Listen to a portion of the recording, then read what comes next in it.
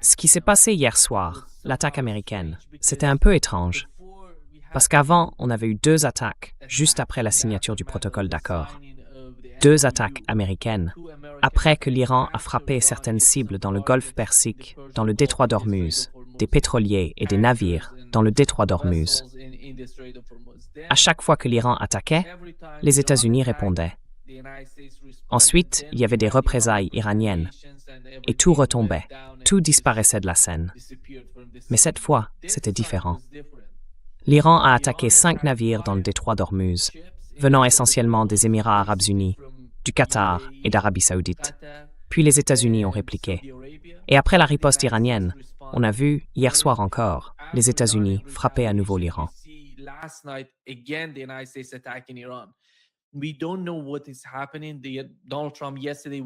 On ne sait pas ce qui se passe. Hier, Donald Trump était furieux.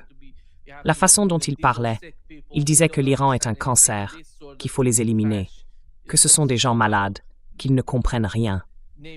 Et ce genre de propos, c'est en fait une manière d'insulter le peuple iranien, ou le gouvernement iranien, et aussi ceux qui négocient avec les États-Unis. Mais quand on regarde les cibles, hier soir, si je ne me trompe pas, plus de 14 personnes ont été tuées.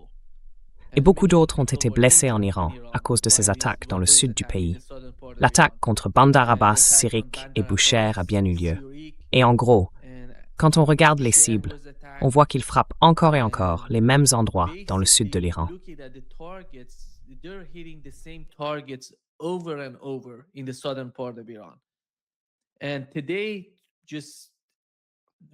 Et aujourd'hui, il y a à peine 2 heures, on apprenait que l'Iran continue de frapper certaines cibles en Jordanie, parce que les missiles peuvent atteindre le pays, ou que des drones y arrivent.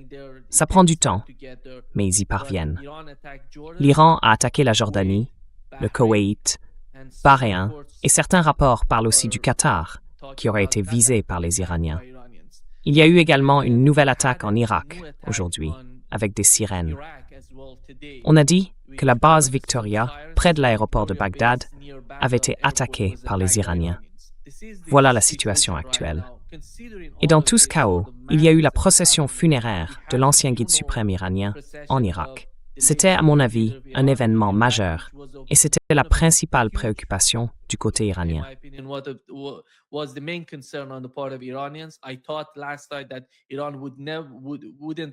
Je pensais hier soir que l'Iran ne réagirait pas à l'attaque américaine à cause des funérailles à Bagdad, mais ils ont réagi cette nuit. Et aujourd'hui, on assiste aux images des funérailles à Mashhad. Jusqu'à présent, on parle d'environ 4,5 millions de personnes qui y participent. Voilà ce qui se passe. Et professeur Mandi, les autres images diffusées aujourd'hui montrent des avions de chasse survolant la ville de Mashhad pendant la cérémonie. En arrière-plan, on entend une voix dire « Nous voulons nous venger ». Voilà la situation. Et on voit aussi les drapeaux rouges pendant les funérailles. Alors, professeur Brandy, que se passe-t-il exactement en ce moment? Et qu'en est-il du protocole d'accord et de la compréhension entre les deux parties?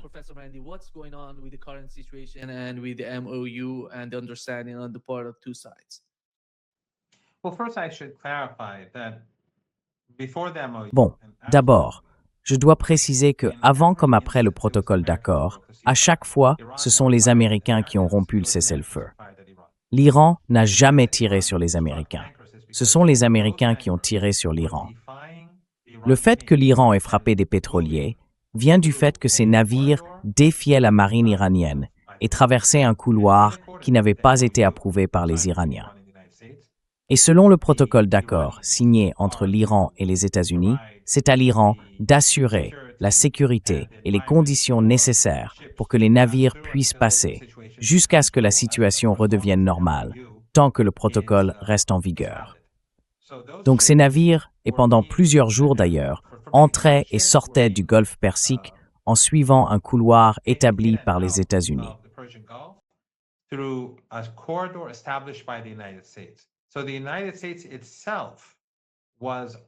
Donc, les États-Unis eux-mêmes ont sapé le protocole d'accord, parce que selon ce protocole, ils ne doivent pas intervenir dans le transport ou l'expédition à travers le détroit d'Ormuz pendant cette période. Et ça, c'est seulement une des violations commises par les États-Unis. Ils n'ont pas restitué à l'Iran ses avoirs volés, ils ont rétabli les sanctions sur le pétrole iranien, ils refusent de contraindre le régime israélien à quitter le Liban, à mettre fin aux tueries qu'on a vues avant-hier. Hier encore, 2 citoyens libanais ont été assassinés. La veille, 3 autres ont été tués, dont une directrice d'école, son mari et leur employé de maison.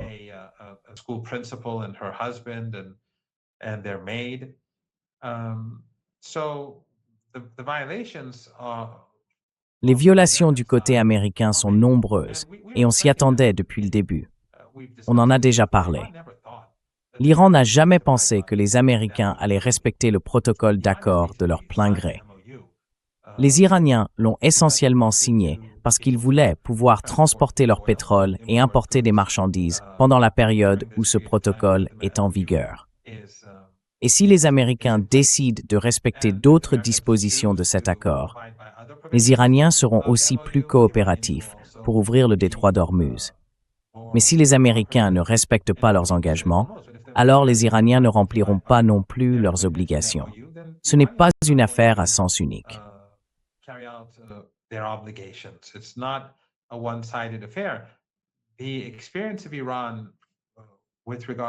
Je pense que l'expérience de l'Iran avec le JCPOA a vraiment été déterminante dans la façon dont le protocole d'accord a été conçu. À l'époque, les Iraniens respectaient leurs obligations, mais les Américains, eux, ne le faisaient pas. Les Iraniens passaient leur temps à leur rappeler qu'ils ne tenaient pas leurs engagements, et les Américains n'en avaient tout simplement rien à faire. Cette fois-ci, les Iraniens ont mis en place une architecture dans laquelle, si les Américains ne respectent pas leurs engagements, les Iraniens ne les respecteront pas non plus. Si les Américains respectent, alors les Iraniens respectent. C'est aussi simple que ça. Donc les Américains ne peuvent pas s'attendre à pouvoir ouvrir un corridor qui, selon moi, va à l'encontre de l'article 5 du protocole d'accord et penser que l'Iran va les laisser faire sans réagir.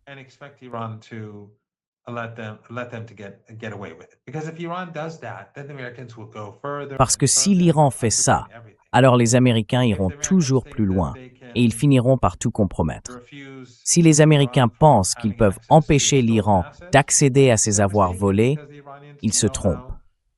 Les Iraniens savent aussi comment punir les Américains grâce à l'influence qu'ils ont dans le détroit d'Ormuz. Donc tout dépend des Américains. Plus ils coopèrent, plus les navires circulent dans le détroit d'Ormuz. Moins ils coopèrent, et moins ils sont honnêtes sur leurs engagements dans le protocole d'accord, moins il y a de navires qui passent par le détroit d'Ormuz.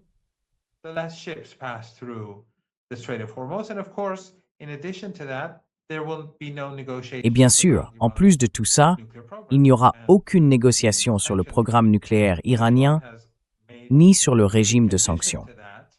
Parce que l'Iran a posé comme condition préalable la mise en œuvre de la première phase du protocole d'accord.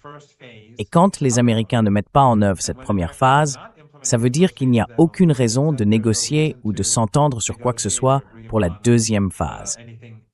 Donc, cet accord, même s'il est imparfait, je crois que je te l'avais dit en dehors des micros, pendant la guerre de 39 jours, je plaidais pour que l'Iran continue à se battre encore quelques jours.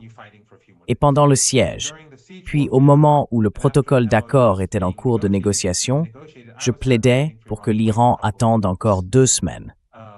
Pourquoi? Parce que je pensais que la pénurie d'énergie était le talon d'Achille de Trump.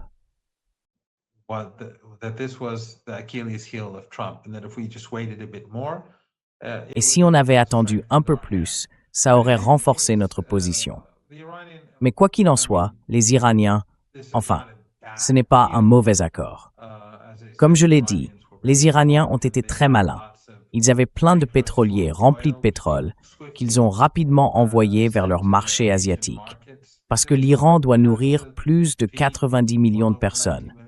Et il faut aussi faire venir des approvisionnements.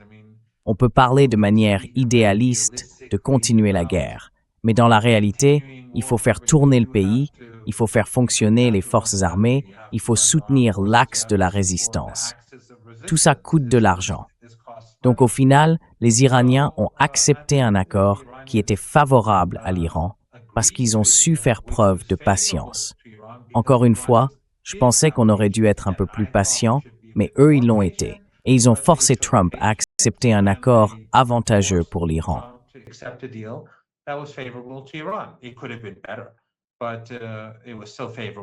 Ça aurait pu être mieux, mais ça restait quand même favorable à l'Iran. Tout le monde en Occident dit que c'était une capitulation. C'est pour ça que Trump est sorti en disant qu'il n'avait plus que 4 semaines de réserve d'énergie. Mais quoi qu'il en soit, les États-Unis n'ont pas réussi à remplacer toute cette offre perdue, ces approvisionnements qui manquent sur le marché. Pour le pétrole, la pénurie reste énorme. Et pour les autres produits issus de la pétrochimie, ou ceux qui passent par le détroit d'Ormuz, la pénurie est tout aussi importante, et la situation n'a pas été inversée. Les Iraniens savent donc que si les Américains décident d'escalader et de lancer une nouvelle guerre, et qu'aucun carburant ni produit pétrochimique ne sort du détroit d'Ormuz, les États-Unis vont se retrouver dans une situation très difficile.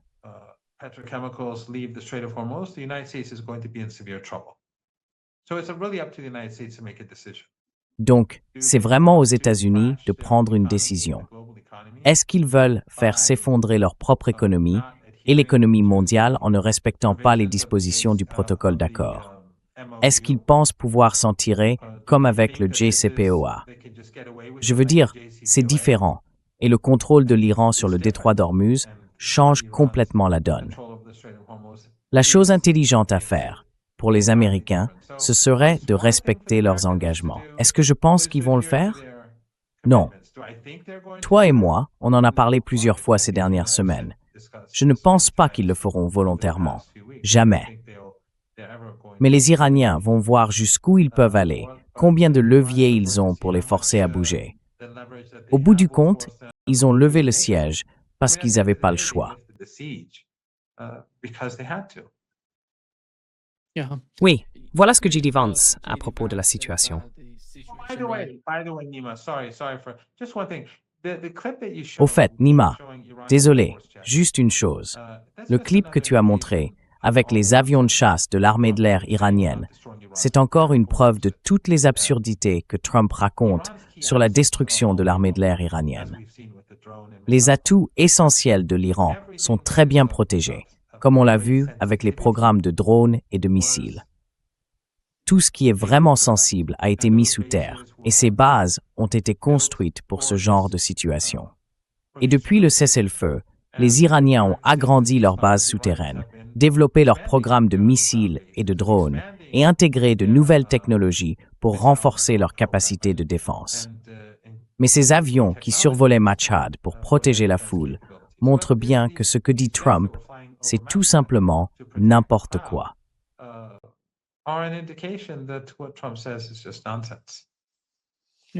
Alors, laissez-moi vous faire écouter un extrait de J.D. Vance qui parle de la situation entre l'Iran et les États-Unis.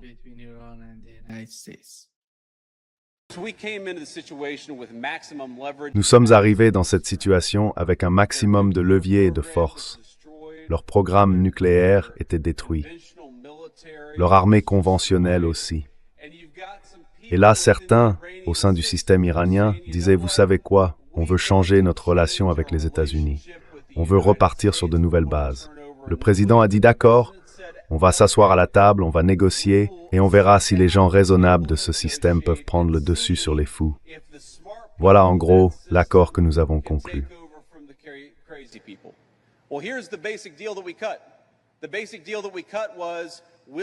L'accord de base qu'on avait passé, c'était simple. On lève notre blocus, à condition qu'ils arrêtent de tirer sur les navires. Mais s'ils tirent sur les navires, on va riposter. Et on va riposter plus fort que jamais. C'était ça, le deal. Ils avaient dit qu'ils arrêteraient de tirer sur les navires. Et qu'est-ce qui s'est passé il y a 24 heures? Ils ont recommencé à tirer sur les navires. Bon, ils ont été corrects, ils se sont bien tenus pendant environ une semaine, mais ensuite, ils ont recommencé à tirer. Donc le deal est très simple. S'ils tirent sur les navires, on va leur tomber dessus. Et c'est aussi simple que ça. Voilà comment ça va se passer. Alors la question, c'est pourquoi ont-ils commencé à tirer sur les navires?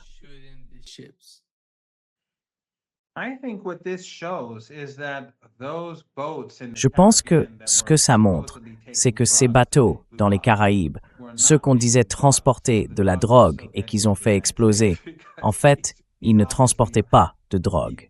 Et la drogue continue d'arriver aux États-Unis parce qu'il est évident qu'ils en consomment encore. Non, c'était pas ça, l'accord. D'abord, ils ont perdu la guerre, et ils ont perdu la guerre de siège. Et tous ceux qui ont vu le protocole d'accord savent qu'il n'est pas favorable aux États-Unis. En réalité, en Iran, beaucoup de gens disent qu'on aurait dû être plus ferme à la table des négociations et qu'on aurait dû obtenir plus de concessions parce que les Américains ont été faibles.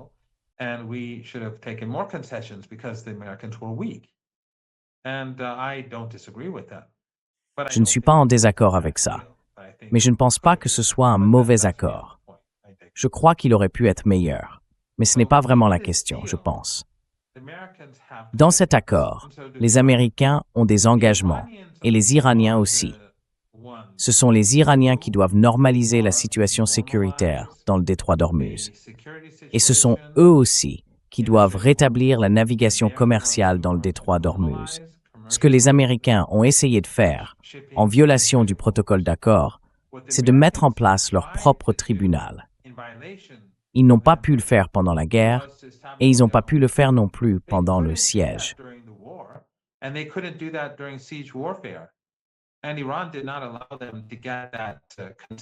Et l'Iran ne leur a pas permis d'obtenir cette concession dans le protocole d'accord. Donc c'est bien l'Iran qui était responsable des questions de sécurité et de la normalisation dans les forums commerciaux. C'est l'article 5, tout le monde peut le lire. Ce que les États-Unis ont fait, c'est qu'ils ont ouvert leur corridor, puis ils ont commencé à encourager les navires à passer par là et à ignorer les Iraniens. Et les Iraniens, pendant plusieurs jours, ont continué à avertir les navires de ne pas le faire et à prévenir les Américains d'arrêter pendant de nombreux jours. Des gens comme moi disaient qu'on ne devait pas laisser faire ça. Et les forces armées, le gouvernement, l'État, après beaucoup de retard, je ne sais pas si vous m'entendez.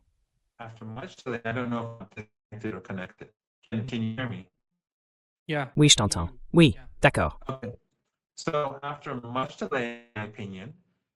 Donc, après beaucoup de retard, à mon avis, ils ont enfin frappé plusieurs navires qui utilisaient délibérément les couloirs américains en ignorant les forces armées iraniennes. C'est donc la responsabilité des États-Unis et aussi celle des propriétaires de ces navires qui étaient suffisamment informés pour comprendre ce que disait le protocole d'accord et pour saisir les avertissements qui ont été donnés à plusieurs reprises pendant de nombreux jours par les forces armées iraniennes.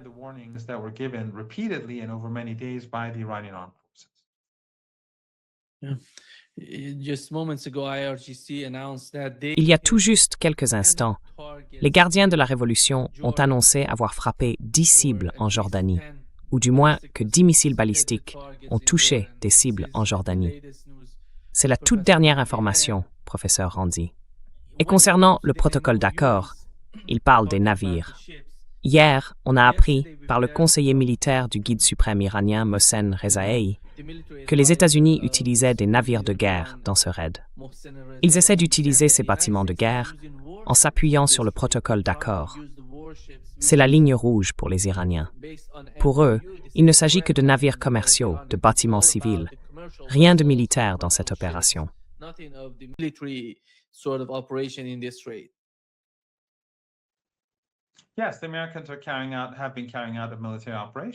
Oui, les Américains mènent et ont mené une opération militaire dans une zone qui ne leur appartient pas. Ce n'est pas avant tout des eaux internationales. Et le protocole d'accord est clair. C'est à l'Iran d'assurer la sécurité et de normaliser la navigation. Et ça n'avait pas besoin de se passer comme ça. Les Américains auraient très bien pu permettre un retour progressif à une navigation normale dans le détroit d'Ormuz. s'ils avaient simplement respecté leurs engagements et le protocole d'accord. Tout ce qu'ils avaient à faire, c'était de rester en dehors du détroit d'Ormuz, de laisser les Iraniens remplir leurs obligations, de restituer les avoirs volés à l'Iran et de dire aux Israéliens de quitter le Liban.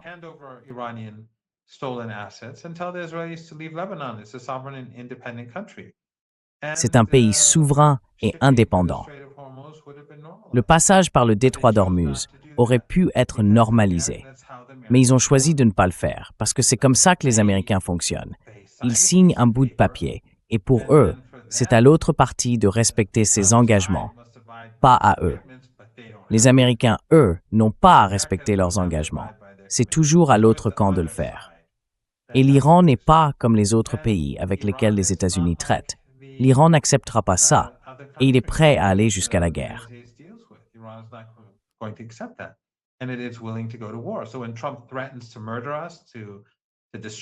Alors, quand Trump menace de nous tuer, de nous détruire, de nous renvoyer à l'âge de pierre, les Iraniens répondent en disant « On ne bouge pas, on ne cède pas ».